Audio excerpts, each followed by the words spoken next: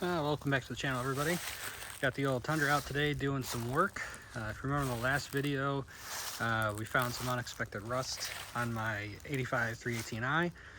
So I did the right thing and went out and bought another car. Turns out sometimes it's cheaper to buy a vehicle than it is to buy parts. So the floor pans that I need, I could have gotten a whole kit for I don't know, about $550 shipped or so. This was just up on tow auction website locally here in Atlanta for I won the bid at $525. All in with fees was just under $600, like $598 or something like that. So not too bad. So this is a 1990 325i convertible. Obviously bought it sight unseen. I mean, I saw 4 pictures on their website, and that was about it. So it looks really clean from first inspection. Worrisome is I don't know how long that top has been down. I imagine since it was towed, so it's probably been several weeks that top's been down, which is not great, but not the end of the world either. So you come around the front, you can start to see some of the damage. Prior to the accident, I mean, this was a really sharp car. There is tons of dings on it. I don't know if this was in a hailstorm or something. There's tons and tons of dings. You can kind of see here in the A-pillar. It also has a Bluetooth windscreen for some reason. I don't know what that means. It's probably something from the tow company. It's really hard to see down this side, but the other side's got quite a bit of hail damage. You know, there's some dings in here and stuff. You know, but I'm not really concerned about that. You know, it's been repainted. You can see some of the overspray on the moldings. The auction, there's no key, there's no title. In Georgia, I can get a bonded title, but no traditional title was available because it's a tow. Here we can start to see the damage. Yeah, it's quite extensive. I knew that the core supports are going to be messed. You know, frame rails, I'm worried that they might be shot skis. It's hard to see here, but there's a little ripple in the hood. And you see this gap, I mean, sticking way out. It's touching up here. It hit the windscreen. I mean, it could partially be the hood. The hood may be pushing this out some. It's hard to say. Under here, you really can't see too much, but you can see that the core support's starting to be twisted there. So the core is definitely gone. And then we get over to this side, and you can see that core support is definitely foobarred. I'm hoping that I can actually drive this off the truck or off the trailer, but we're gonna have to get this hood off. All the radiator and everything is all pushed into the accessory drives, so I need to get the hood off, pull that stuff out, whether I pull the radiator out or whatever. But I don't see any reason why this thing wouldn't start. You know, I got a jump box.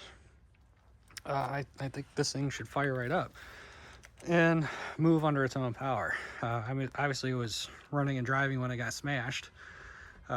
So it's, ooh man, that's a lot of Bondo. Holy cow. That's thick. That is a lot of Bondo. I was kind of thinking that this might be a Bondo bucket.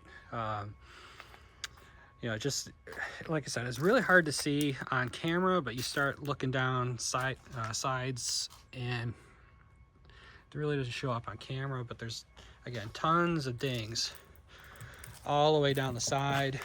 And then in the sun, you start looking back and you can see it's a little wavy. It's not great, but it's shiny and pretty. So part of me was thinking, you know, maybe we just throw a core support in this instead of trying to cut the floors out of this for the other car. But we'll have to do some more investigation. We gotta get the hood off, get the front pulled out, see what these frame rails look like. and kind of assess from there whether this is the project to save and cut up the white car, the 85, because obviously I've got everything. I could put the whole front end on it, but well, we got to do a little bit more investigation on that first. So the rest of the car, again, the auction, very little information, 4 pictures, no title, no key. They didn't even list the mileage. So I went and grabbed the VIN report this morning, and this is from AutoCheck. Got the VIN. Last reported mileage was 249,361 back in 2012. It's had 8 owners. So this thing's been around the block. So I had an idea of what kind of mileage might be on this thing. You also see it's listed as clean title. It does show an accident, and when you flip the page, collision in 2002 in the left front. So my guess is that's probably when the car got repainted. But whenever this accident happened, it's not recorded. It's still got a clean title, apparently. So like I said, I think I can get a bonded title, and this could go back on the road again.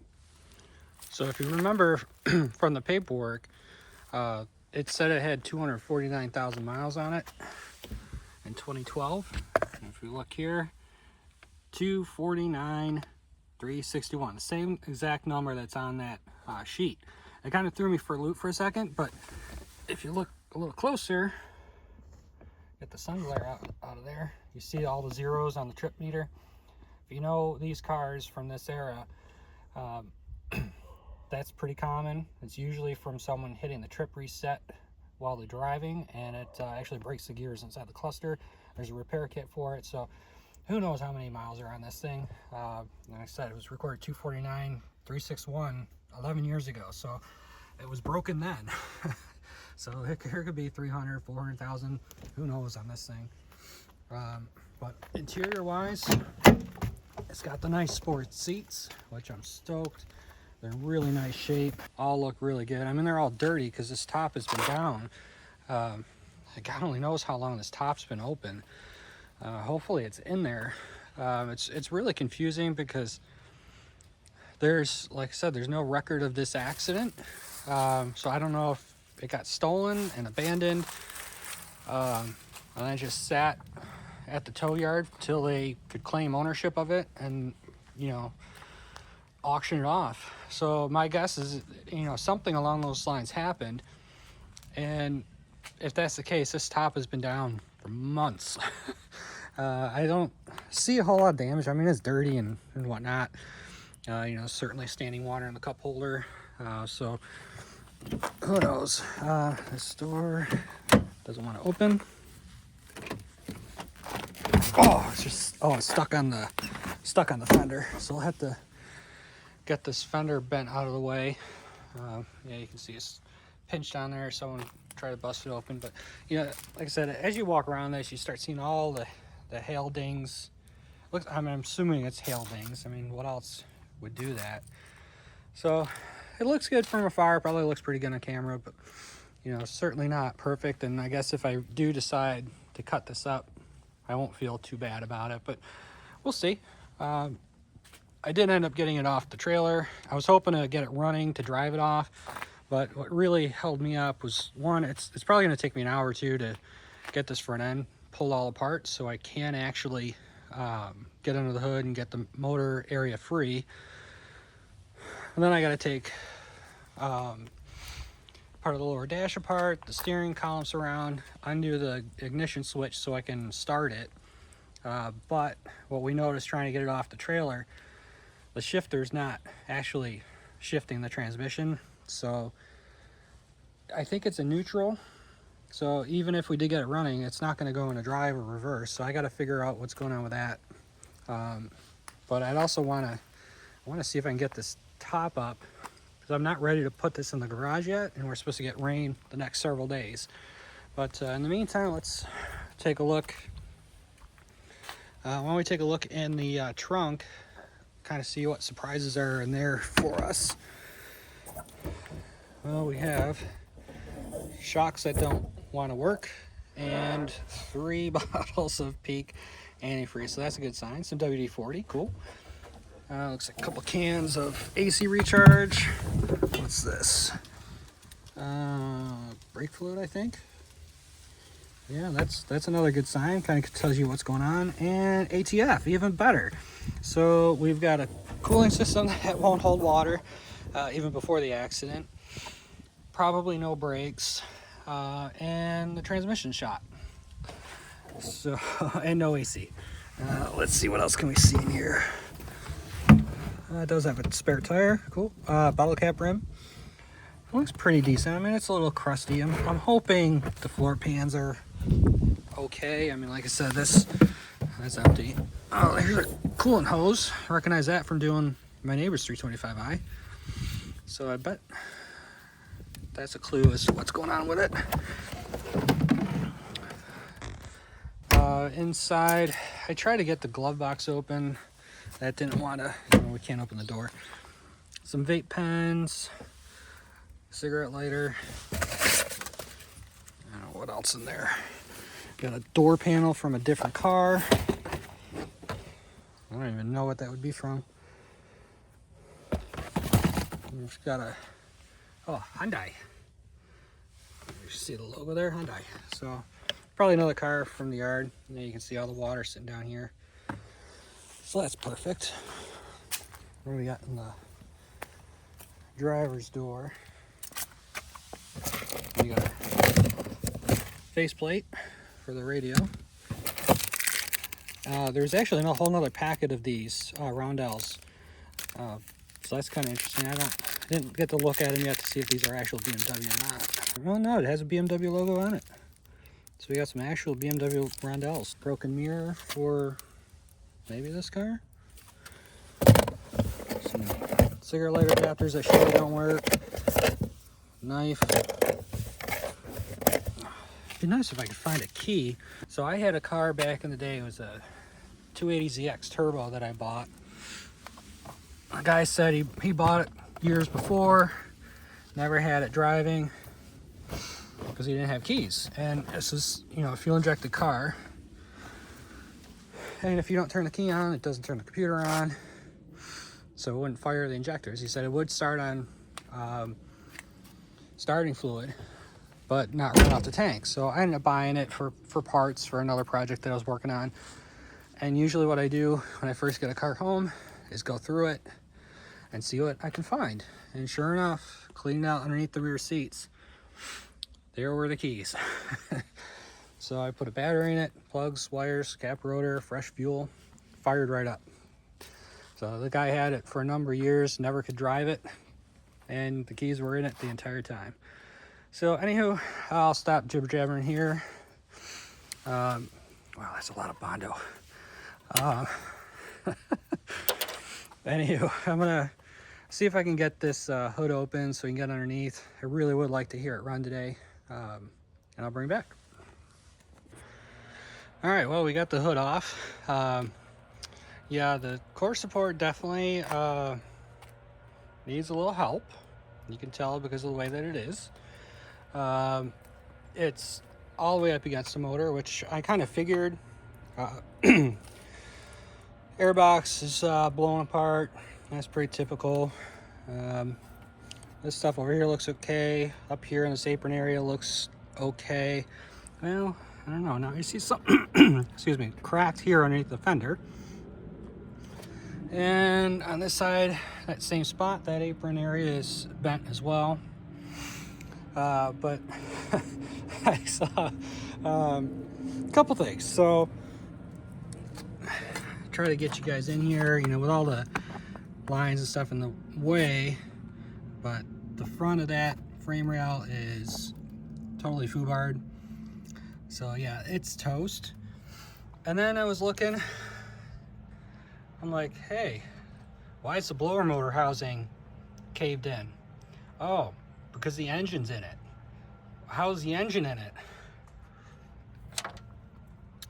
Let's see if I can get you in here. right underneath the manifold here, that's the top of the engine mount. That's supposed to be over here. This is one of those two-piece engine mounts. So it sheared the engine mounts, shoved the engine back, whole driveline back. So it probably major firewall damage as well.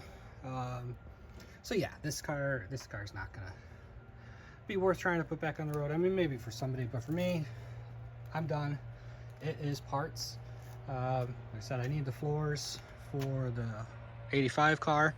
They should be the same between the, the coupe convertible sedan, as far as I've found in my research. You know, I was mentioning before, I didn't know how long this thing has been sitting from the accident. The tires have 22 date codes on them. You can see it right there, 28th week of 22. So they're not too old, you know, 2 years old, or a year and a half old, I should say. And the battery, I had to put it back in place. It was twisted and out of place. Well, that's April of 23, so someone put a battery in it, you know, what, 7 months ago? 7, 8 months? I think it got abandoned, and you know, then obviously towed away by the city, and they threw it up for auction. But I imagine it had to take at least 6 months of no one trying to claim this car, which is a real shame, because I mean, there's still a lot of good parts on it. I mean, doors, the interior's in real nice shape. You know, tires are only a year and a half, 2 years old. I'm sure the engine ran fine until it drove into the whatever it drove into. I say it ripped the intake boot as well. But I still think I can probably get this to start. What I got to do is I got to get this all off the front of the engine. I don't have a really good way to yank it off, so I'm probably just gonna have to grab the Sawzall, which, who cares? That has to come off anyway. So we'll probably just Sawzall that out of the way. I'll probably put a jack under the engine, try to get it back to where it's supposed to be. I'm not gonna bother throwing engine mounts in it. But I was thinking that maybe in the interim, this could go into the 85 car, this 6-cylinder. It might not be a bad option. It would get me on the road a lot faster than doing the M54 swap. And we can always work on the M54 swap while we're driving the car. So I doubt I'll probably worry about making that transmission work in that car. That's probably more of a headache than I want to deal with. But I think my next step here is probably going to be to try to extract that front end, because I really do want to see if I can get this thing to start. So I think it'd be cool to hear it fire up. Then see if I can figure out what's going on with that shift linkage. You know, who knows? But yeah, more and more luck I see more stuff pushed back, damaged. Can't really see down on this side. So anyway, I think I'm gonna grab the Sawzall, some earplugs, and start cutting that off, because it's just in my way at this point. Make pulling the drivetrain out a lot easier anyway. So I'll bring it back. Well, it's a new day. We're back. You probably see I was able to get the top up and the windows all up. Did a little makeshift windshield. Kind of worked, just a contractor bag cut up, shoved underneath the top and the doors.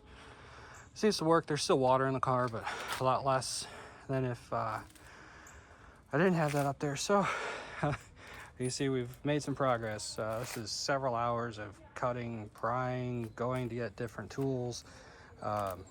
It's really bad. You see the impact actually broke the distributor cap, the rotor, actually the entire housing for the timing cover, the upper timing cover. Shit, that kind of puts things in a bad light, because I was going to try to throw a cap and rotor on it just to see if she would start, but I don't have anything to attach that the cap to, so we might have to get creative there. You see the impact all the way into the fan, pushed it all the way off the bearing and just disintegrated it. The radiator was wrapped all the way around the AC compressor as well. You can see all the debris and other junk. Broke all, well, I don't know, power steering belt still together, but it's pretty damaged. So I'm just gonna take a little more time cutting or removing some of this broken junk. Want to make sure the motor spins over.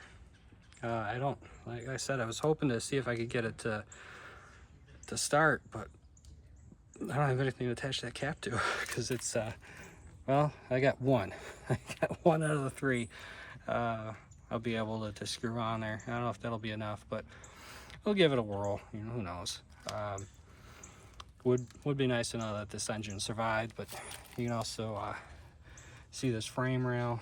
It might be hard to see through that AC line, but it's actually torqued out this way quite a bit. So this whole front end's been shoved over. Obviously, you know, pretty well mangled. I don't know, whatever they hit was pretty bad. And then the front of this frame rail's gone too. So, you know, no question, this thing's toast. And that whole front end being shoved over probably does explain why that fender's sticking way out. You see how far out on the bottom it is. But I'm gonna keep tinkering here and bring it back. Hopefully some good news that the engine turns.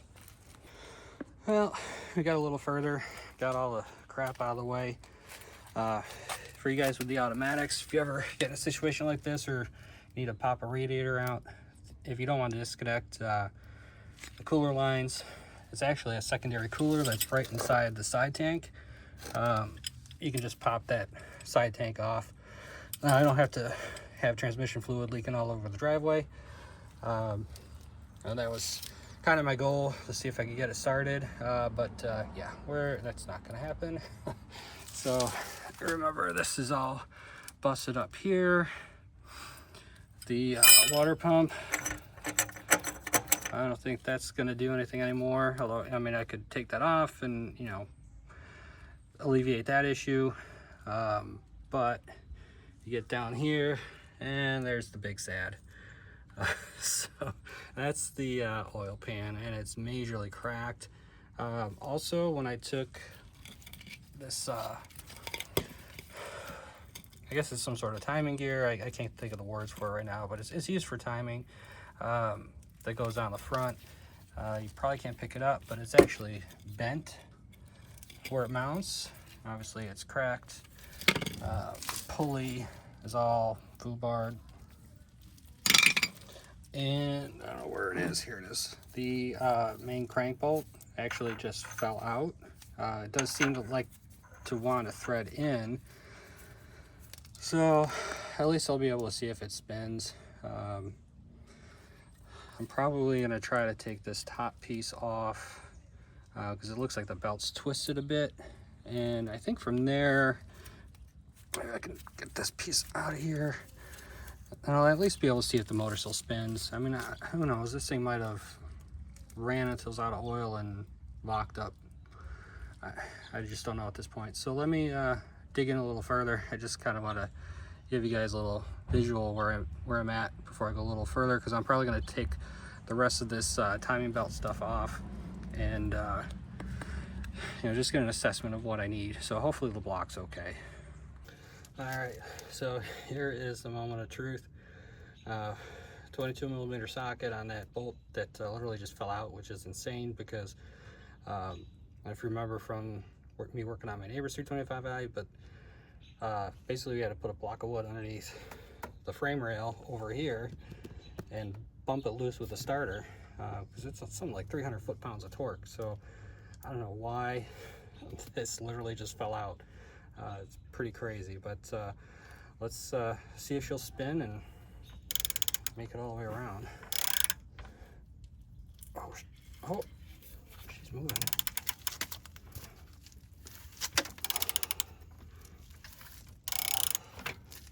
Oh yeah, it's moving. Oh. I've got some tough spots, but it could just be against compression. Well, I mean, there we have it. She's not locked up. Doesn't mean that there's not more problems or the crank's not broken, but I would think it wouldn't turn so easy if the crank is broken. So that is good news. And obviously, as I turned it, I didn't see this wobbling around, so I think we're good. And you know, that's your crank sensor broken off of here. It goes against this timing gear here that is on the front hub. So yeah, there was no hope that this thing was ever going to start. Too bad I had such high hopes, but you know, it is what it is. So from here, I think I'm just going to pull this accessory stuff off, the timing belt off, just get all that stuff out. I don't know what this wire is. Obviously it was connected at some point, but I think it's good news that this engine isn't toast, so that's pretty good. These compressor pulley still turns, yep. So that's probably just junk in the pulley. I don't know, that front of it's all warped, so that thing's toast. Let's see the alternator. That's survived. Our steering pump, that seems okay. So yeah, maybe this might make it in the white car after all, who knows. Well, I think we're about as far as we're gonna get with this part of the project. I got it pretty well stripped down. Block looks okay. I mean, obviously not the oil pan, but so I'm gonna need oil pan, this cover. There's another cover that goes over the front of this. Obviously a water pump, tensioner. See if I can find this dust shield, because that's obviously cracked. And then there's another shield that goes over that as well. Then there's a whole cover around the front of the timing gear. So that's all easily found, I think. This bracket for crank position sensor, the crank timing wheel, and the front pulley. So I don't think too terrible. I have a spare fan that I think will work. So we're not too dead in the water.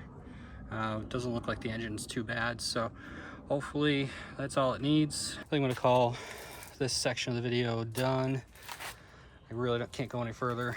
I mean, the engine really wasn't the main focus of this project anyway.